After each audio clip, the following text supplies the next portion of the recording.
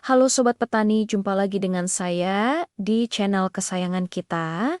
Pernah tidak mengalami hal ini? Padi di sawah kelihatan hijau banget, daunnya lebar, anakannya banyak, pokoknya mantap dilihat. Tapi, giliran keluar malai, kok malah pendek dan isinya kelihatan kopong? Kenapa bisa begitu ya? Padahal sudah disemprot ZPT mahal-mahal. Nah, di video kali ini kita akan bongkar tuntas penyebab utama kenapa padi subur belum tentu hasilnya melimpah. Terutama karena peran ZPT yang sering keliru. Jangan-jangan selama ini kita salah kaprah. Tonton sampai habis ya, karena di akhir video nanti ada solusi praktis yang bisa langsung diterapkan. Baik, mari kita masuk ke penyebab pertama dan yang paling sering terjadi. Nutrisi yang terlalu dominan unsur nitrogen atau N. Kita semua tahu, nitrogen itu ibarat bensin untuk pertumbuhan daun dan batang. Kalau kebanyakan, padi memang akan kelihatan hijau royo-royo, subur luar biasa. Tapi ini jebakan teman-teman. Ketika tanaman terlalu fokus pada pertumbuhan vegetatif, yaitu memperbanyak daun dan anakan, energinya habis di situ.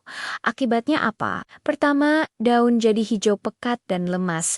Ini membuat tanaman rentan sekali terserang hama dan penyakit, terutama jamur. Kedua, batang menjadi lebih lunak, jadi gampang roboh kalau kena angin kencang atau hujan deras. Dan yang paling fatal, energi yang seharusnya dialokasikan untuk pembentukan malai dan pengisian bulir, jadi tidak maksimal. Malainya jadi pendek, jumlah bulirnya sedikit. Ingat ya, ZPT sehebat apapun tidak akan bisa bekerja maksimal kalau fondasi nutrisinya tidak seimbang. ZPT itu bukan sulap, tapi pemicu proses biokimia yang butuh bahan baku dari nutrisi. Jadi, kalau nutrisinya timpang, ya hasilnya juga tidak akan optimal. Penyebab kedua, ini juga krusial, yaitu penggunaan ZPT yang salah fase. Ini kesalahan umum yang sering saya temui di lapangan. Banyak petani yang karena saking senangnya melihat padi tumbuh subur, terus-terusan memakai ZPT untuk fase vegetatif. Bahkan sampai padinya masuk fase bunting atau primordia, mereka berpikir semakin subur daunnya, semakin bagus hasilnya. Padahal, ini logika yang keliru. Tanaman padi punya dua fase utama, vegetatif dan generatif. Saat memasuki fase bunting, tanaman seharusnya sudah mulai transisi. Fokusnya bukan lagi memperbanyak anakan atau daun, tapi mempersiapkan pembentukan malai. Kalau kita terus-menerus memberikan ZPT pemicu pertumbuhan vegetatif, tanaman akan bingung. Dia akan terus didorong untuk tumbuh tinggi dan beranak, sehingga fokus untuk membentuk malai yang panjang dan kuat jadi terlambat. Ibaratnya mesin sudah mau ganti gigi untuk lari kencang, tapi kita malah terus menahannya di gigi rendah. Akibatnya, saat malai akhirnya keluar, waktunya sudah mepet, energinya sudah terkuras, dan hasilnya malai jadi pendek dan tidak serempak. Transisi dari ZPT vegetatif ke ZPT generatif itu wajib hukumnya. Sekarang kita masuk ke penyebab ketiga, yaitu jenis ZPT yang digunakan tidak sesuai dengan fungsinya. Pasar sekarang ini dibanjiri berbagai macam merek ZPT, dan masing-masing punya kandungan aktif dan fungsi yang spesifik. Ada ZPT yang isinya dominan oksin dan sitokinin untuk merangsang perakaran dan anakan. Ada juga yang isinya giberelin untuk mempercepat pertumbuhan tinggi tanaman atau memanjangkan malai. Nah, kesalahannya adalah ketika kita tidak paham fungsi ini, contoh paling sering menggunakan ZPT, perangsang daun dan anakan di fase bunting. Ini sama saja menyuruh tanaman untuk kembali ke fase vegetatif.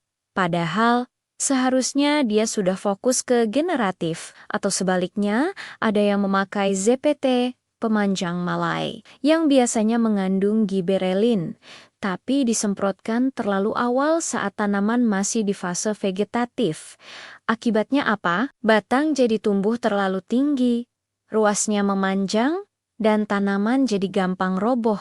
Padahal, tujuan kita bukan itu. Ingat prinsip ini, teman-teman. ZPT itu sangat spesifik fungsinya. Tidak ada satu ZPT sakti yang bisa dipakai untuk semua fase dari awal sampai panen. Kita harus cerdas memilih. Baca kandungan aktifnya, dan pahami fungsinya. Jangan hanya ikatan teman atau termakan iklan. Sesuaikan jenis ZPT dengan fase pertumbuhan dan tujuan yang ingin kita capai. Penyebab keempat yang sering disepelekan tapi dampaknya luar biasa adalah waktu penyemprotan yang tidak tepat. Kita sudah beli ZPT mahal, sudah pilih jenis yang benar, dosisnya pas. Tapi kenapa hasilnya masih kurang greget? Bisa jadi karena waktu semprotnya salah. Kesalahan pertama, menyemprot terlalu pagi saat embun masih tebal di permukaan daun. Air embun ini akan mengencerkan larutan semprot kita, sehingga konsentrasi ZPT yang menempel di daun jadi berkurang. Selain itu, lapisan embun juga bisa menghalangi penyerapan ZPT oleh stomata atau mulut daun. Kesalahan kedua, menyemprot terlalu siang saat matahari sedang terik-teriknya. Suhu yang terlalu panas akan membuat larutan semprot cepat menguap sebelum sempat diserap sempurna oleh tanaman. Lebih parahnya lagi, menyemprot di siang bolong bisa membuat tanaman stres dan stomata akan menutup untuk mengurangi penguapan. Kalau stomata menutup, ya bagaimana ZPT mau masuk? Kesalahan ketiga, menyemprot saat tanaman sedang stres karena kekurangan air, misalnya saat musim kemarau dan sawah mulai kering. Tanaman yang stres akan memprioritaskan energinya untuk bertahan hidup, bukan untuk menyerap nutrisi atau ZPT. Akibat dari semua kesalahan waktu ini sama, penyerapan ZPT oleh tanaman menjadi sangat rendah, dan efek yang kita harapkan pun tidak akan maksimal. Uang dan tenaga jadi terbuang sia. Nah, setelah kita tahu 4 penyebab utamanya, sekarang apa solusinya? Tenang, saya sudah siapkan solusi praktis yang bisa langsung teman-teman terapkan. Ini adalah inti dari video kita kali ini. Pertama, kurangi pupuk nitrogen, terutama urea, menjelang tanaman masuk fase bunting, yaitu sekitar umur 40-45 hari setelah tanam. Fokuskan pemupukan pada unsur fosfat dan kalium. Kalium ini perannya sangat penting untuk memperkuat batang, meningkatkan translokasi hasil fotosintesis ke bulir padi, dan membuat bulir lebih bernas. Jangan lupakan juga unsur mikro seperti zinc dan boran, yang berperan penting dalam proses pembungaan dan pengisian bulir. Nutrisi seimbang adalah kuncinya. Kedua, gunakan ZPT yang tepat sesuai fasenya. Saat tanaman sudah mulai masuk fase bunting, segera hentikan penggunaan ZPT untuk vegetatif. Beralihlah ke ZPT yang memang diformulasikan khusus untuk fase generatif. Biasanya ZPT ini mengandung hormon atau nutrisi yang merangsang pembentukan malai, keserempakan pembungaan, dan memaksimalkan pengisian bulir. Banyak kok produk di pasaran, tinggal kita jeli memilihnya.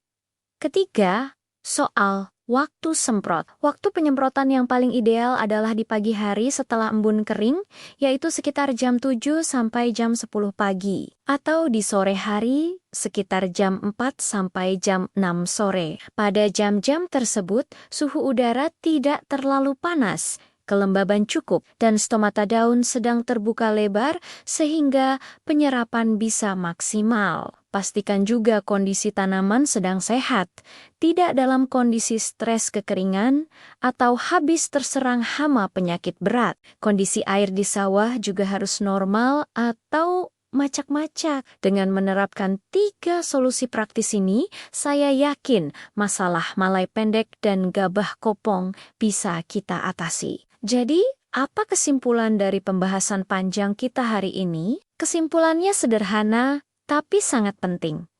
Padi yang kelihatannya subur, Hijau dan rimbun belum tentu menjamin hasil panen yang tinggi. Kesuburan vegetatif harus diimbangi dengan kesuksesan fase generatif. Jika kita salah memberikan nutrisi terutama kelebihan nitrogen dan keliru dalam aplikasi ZPT, baik dari segi jenis fase maupun waktu penyemprotan, maka jangan heran kalau energi tanaman hanya habis untuk daun dan batang, sementara malai yang kita harapkan justru tumbuh pendek dan isinya tidak maksimal. Kunci suksesnya adalah keseimbangan nutrisi dan ketepatan penggunaan ZPT.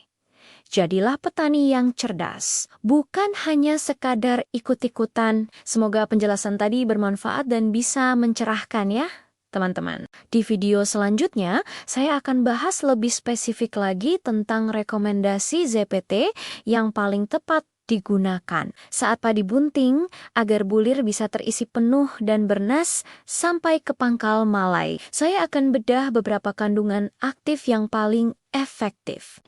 Pastikan teman-teman sudah subscribe channel ini dan nyalakan lonceng notifikasinya biar tidak ketinggalan informasi penting berikutnya. Terima kasih sudah menonton. Salam petani Indonesia, maju terus pertanian kita.